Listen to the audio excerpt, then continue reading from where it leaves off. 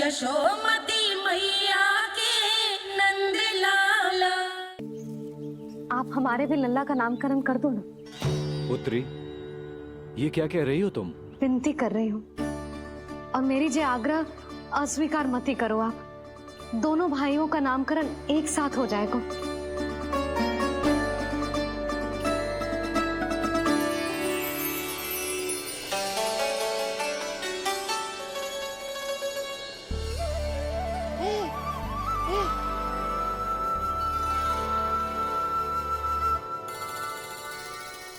कितने प्यारे और निर्दोष बालक हैं।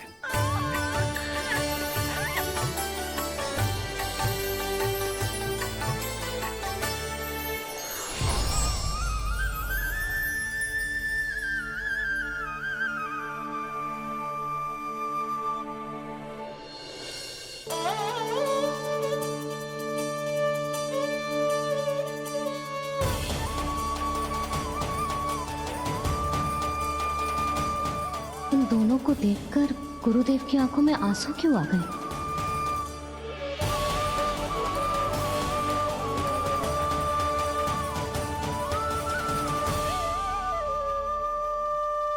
ये क्या कर रहे हैं ऋषिवर?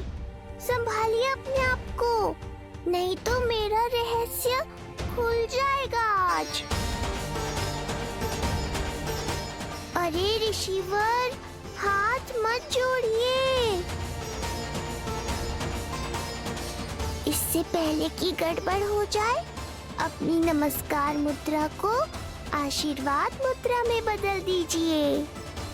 बात को समझिए, मैंने ये अवतार मैया और लल्ला के अद्भुत संबंध का अनुभव करने के लिए लिया है, पर आपकी भावुकता के कारण यदि मैया को मेरा सत्य पता चल गया तो ये संबंध ही बदल जाएगा।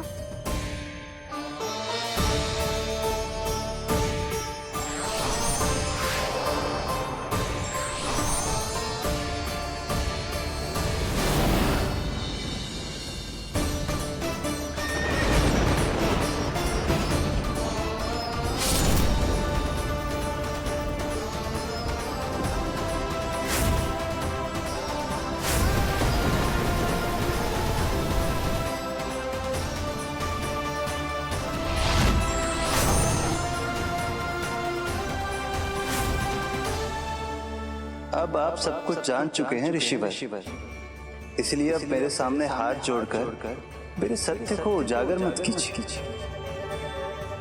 अपने शिष्य वसुदेव के पुत्र के रूप में मुझे आशीर्वाद दीजिए।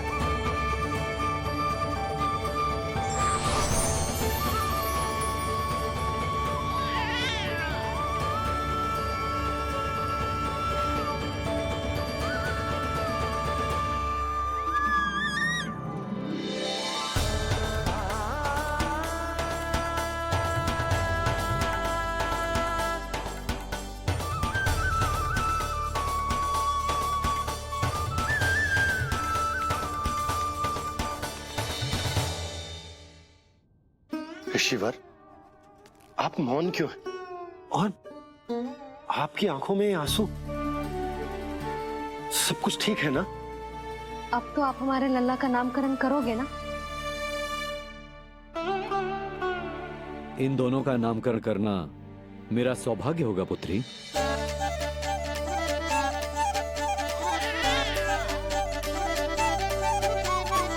परंतु ये गोपनीय रूप से करना होगा।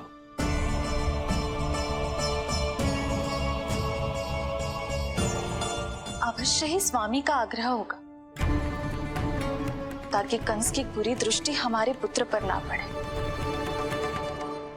ये तो बहुत महान ऋषि हैं, इन्हें कंस के अत्याचारों के बारे में अवश्य पता होगा। अपनी संतान का नामकरण संस्कार करना एक मां के लिए उत्सव से कम नहीं होता है, पर यह छुपकर करना होगा। आप दोनों को स्वीकार तो है ना? जैसी आपकी आज्ञा गुरुदेव। स्वीकार है गुरुदेव। तो फिर कहाँ करना है हमें नामकरण का प्रबंध? गुरुदेव, मंदिर सही रहेगा? उससे पवित्र स्थान तो हो ही नहीं सकता है। ऋषिवर, आप तनिक विश्राम कीजिए, हम लोग प्रबंध करते। मैं कुछ समय इन बालकों के साथ व्यतीत करना चाहूंगा। ये तो इनका सौभाग्य होगा। हमें आज्ञा दीजिए।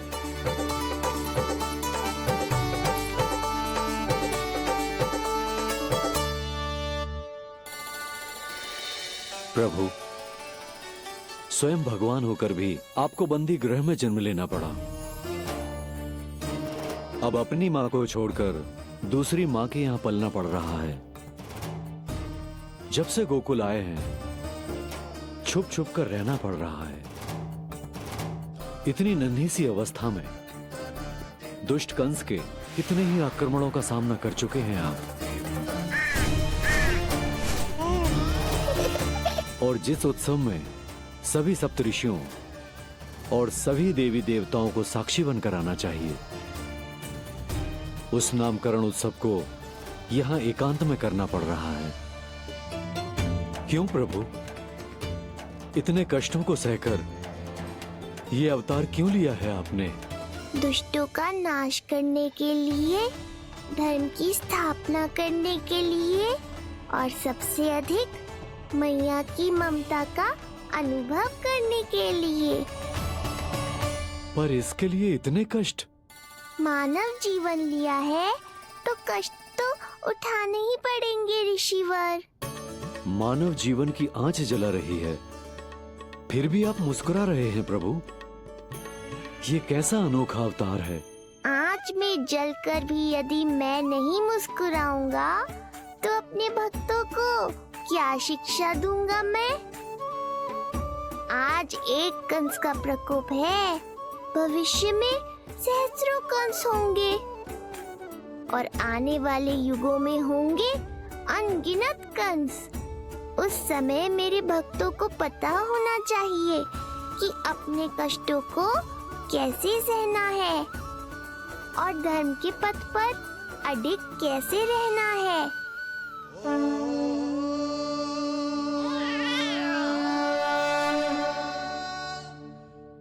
आप धन्य हैं प्रभु। देखा अस्ति, जब सिंह दहाड़ता है तो वन के सभी जीव जंतु इकट्ठे हो ही जाते हैं।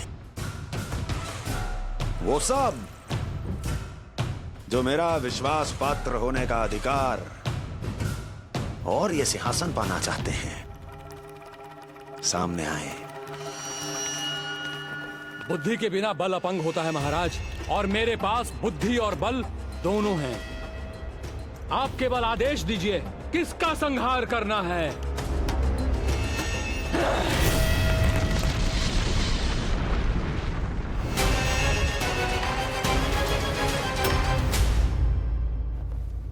सारी तैयारी हो गई। बोलो। आप गुरुदेव को बुला लो, मैं रोहिणी जीजी और बालकों को ले आती हूँ। यशोदा, तुम रुष्ट तो ना होना मुझसे? मैं भला रुष्ट क्यों होने लगी? नहीं, तुम जो उत्सव बड़े धूमधाम से करना चाहती थी और बहुत प्रसन्न हूँ मैं कि हमारे लल्ला का नामकरण स्वयं ऋषि गर्ग पूरे विधि विधान से कर रहे हैं।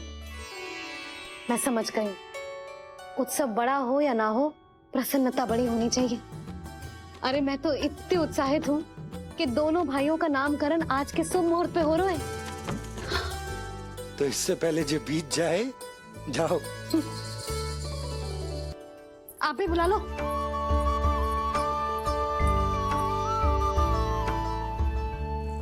यहाँ सब के सब एक से बढ़कर एक है, तो फिर अपने कार्य के लिए किसका चुनाव सबसे पहले करूं? मेरा सामर्थ्य तो आपने अभी तक देखा ही नहीं महाराज। चुटकी बजाकर शत्रुओं का विनाश कर सकता हूं मैं।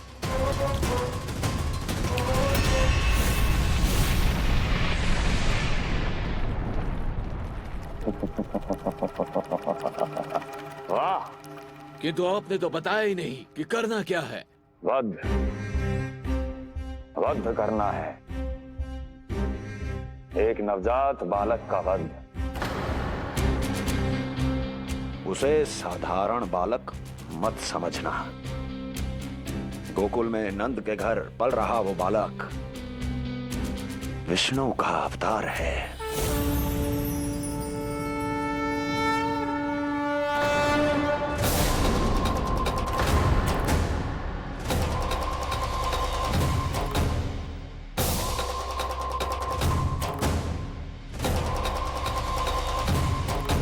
क्या हुआ? इतना सन्नाटा क्यों छा गया? क्षमा कीजिए महाराज, पर मैं नन्हे बालकों के साथ हिंसा नहीं करता। विष्णु अवतार बड़ा छलिया है महाराज, मैं उसका मुख भी नहीं देखना चाहता।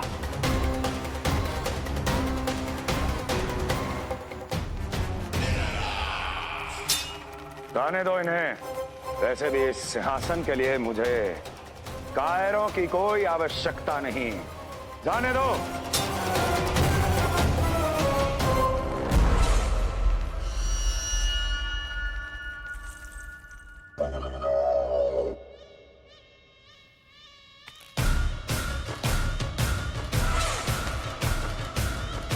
दुर्जन,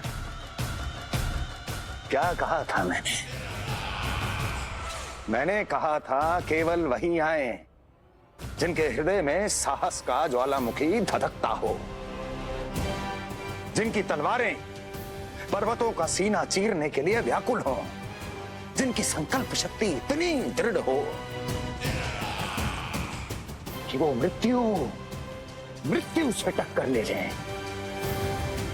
वही होगा इस सिंहासन का असली अधिकारी।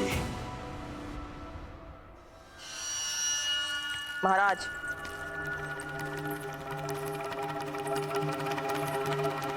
ना तो आपके दिए इस सम्मान का कोई मूल्य रह गया है और ना ही आपके भय का।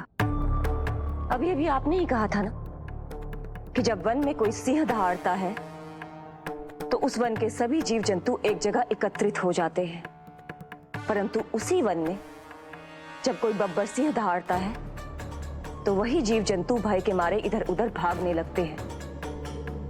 निश्चित ही वो बालक इन सब के लिए बब्बर सिंह बन चुका है। उसका भय हमारे साम्राज्य की नींव हिला रहा है महाराज।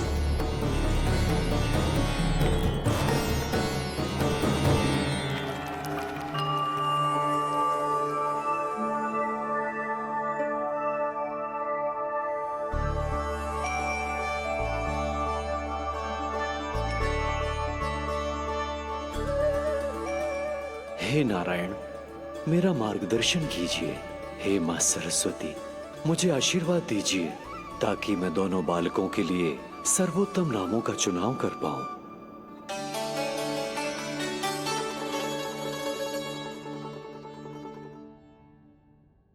आपके पुत्र को बड़े भाई के कर्तव्य का निर्वाह करना है और इस दायित्व को प्रभु श्री राम से अच्छा किसने निभाया है? जैसा अटूट संबंध उनका अपने भाइयों के साथ था, मैं श्री नारायण से प्रार्थना करता हूं कि वैसा ही प्रेमपूर्ण संबंध इसका भी अपने छोटे भाई के साथ हो।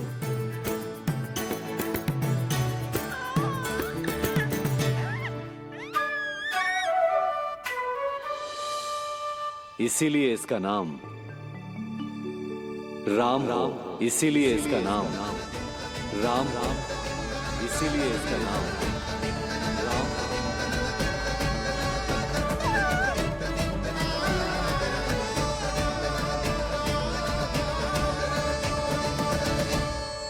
बड़े भाई में आदर्श, न्याय, संकल्प बल के साथ साथ शारीरिक बल भी होना चाहिए। मैं देख पा रहा हूं ये बालक इन सब बलों के लिए जाना जाएगा। इसलिए जो नाम इसके व्यक्तित्व के लिए सबसे उचित है वो है बलराम। बलराम, बलराम।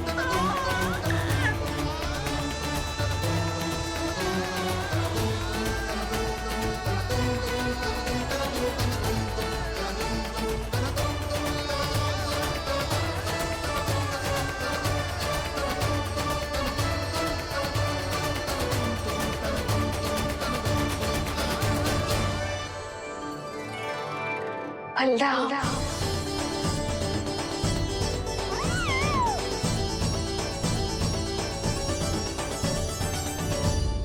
तो फिर उसका नाम बल राम रखना।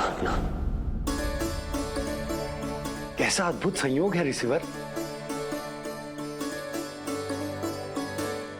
जब इसके जन्म की सूचना देने मैं वसुदेव भैया के पास मथुरा गया था, तब उन्होंने भी यही नाम रखा था, बलराम।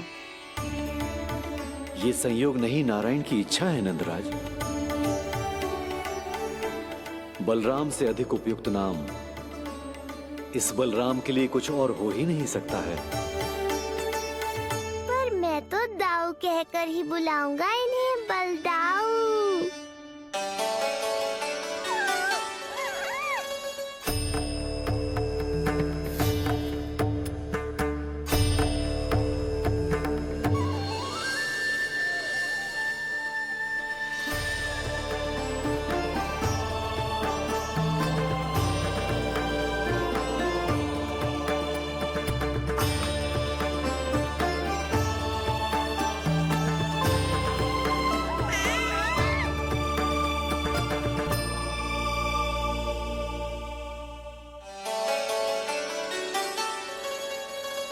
सुना पुत्र, आज से तुम्हारा नाम होगा बलराम।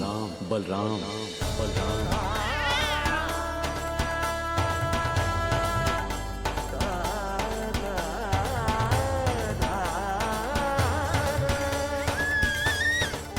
गुरुदेव, कितना अद्भुत नाम दियो है आपने इसे।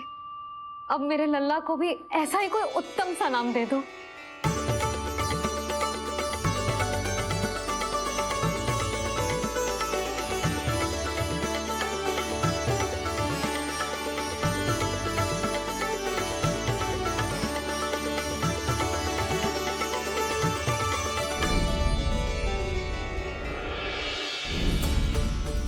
ये कठिन दायित्व आपने ही मुझे सौंपा है प्रभु। इसे निभाने की क्षमता भी आप ही दीजिए।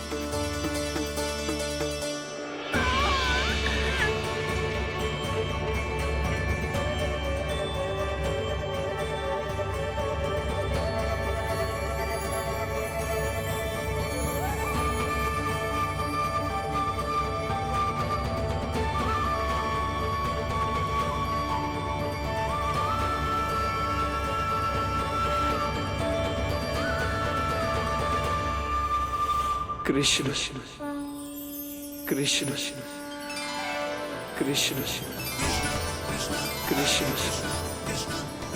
कृष्ण कृष्ण कृष्ण।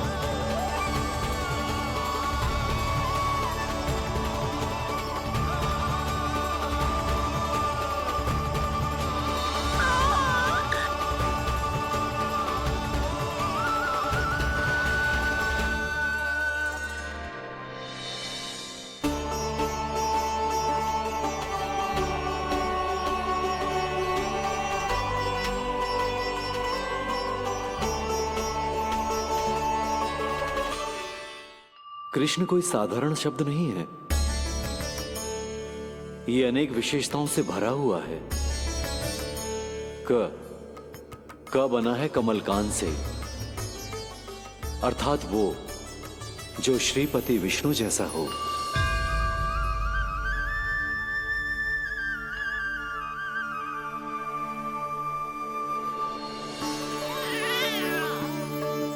री की उत्पत्ति हुई है श्री राम से, अर्थात वो जो सबके हृदय में बस जाए।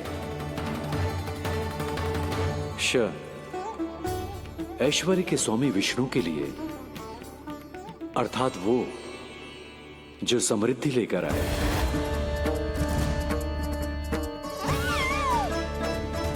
और ना है नरसिंह के लिए, अर्थात वो जो रक्षा करे। और अंत में आकार की मात्रा सूचक है अग्निदेव का, अर्थात वो जो स्वयं तप कर सबको पवित्र कर दे।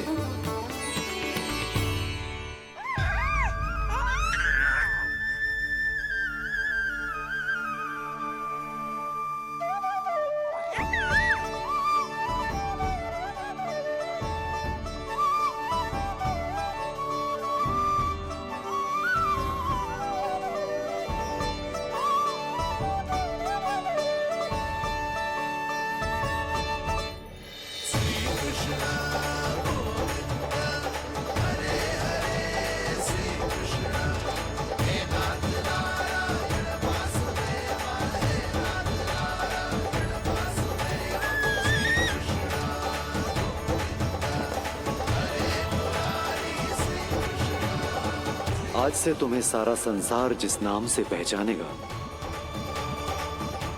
वो नाम है कृष्ण।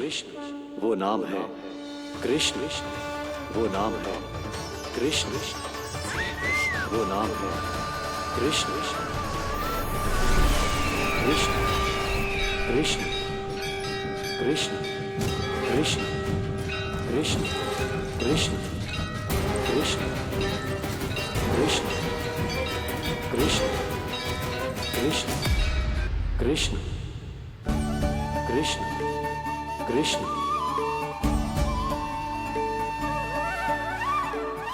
यशोमती मैया के नंद लाला, यशोमती मैया के नंद लाला। असुरी कार्य करने वालों के लिए कृष्ण नाम का अर्थ एक और भी होगा। वो घनी अंधेरी रात जिसमें इसने जन्म लिया। पर इससे जो प्रेम करते हैं उन सभी के लिए कृष्ण नाम का अर्थ होगा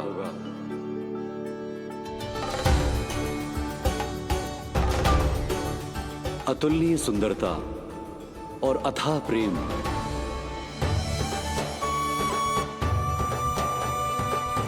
इन दोनों विशेषताओं का साक्षात स्वरूप होगा ये कृष्ण।